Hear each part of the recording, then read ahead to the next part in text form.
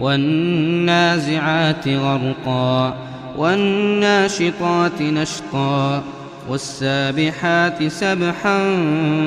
فالسابقات سبقا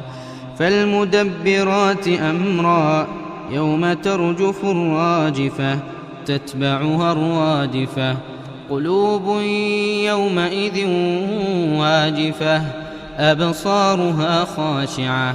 يقولون أئنا لمردودون في الحافرة أئذا كنا عظاما نخرة قالوا تلك إذا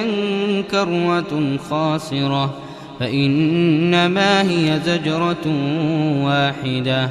فإذا هم بالساهرة هل أتاك حديث موسى إذ ناداه ربه بالواد المقدس طوى اذهب إلى فرعون إنه طغى فقل هل لك إلى أن تزكى وأهديك إلى ربك فتخشى فأراه الآية الكبرى فكذب وعصى ثم أدبر يسعى فحشر فنادى فقال أنا ربكم الأعلى فأخذه الله نكال الآخرة والأولى إن في ذلك لعبرة لمن يخشى أأنتم أشد خلقا أم السماء بناها رفع سمكها فسواها وأغطش ليلها وأخرج ضحاها والأرض بعد ذلك دحاها أخرج منها ماءها ومرعاها والجبال أرساها متاعا لكم ولأنعامكم فإذا جاءت الطامة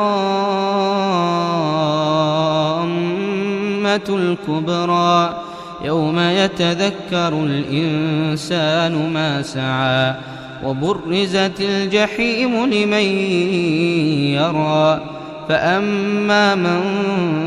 طغى وآثر الحياة الدنيا فإن الجحيم هي المأوى وأما من خاف مقام ربه ونهى النفس عن الهوى فإن الجنة هي المأوى يسألونك عن الساعة أيان مرساها فيم أنت من ذكراها إلى ربك منتهاها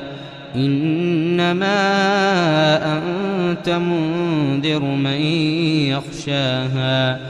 كأنهم يوم يرونها لم يلبثوا إلا عشية أو ضحاها.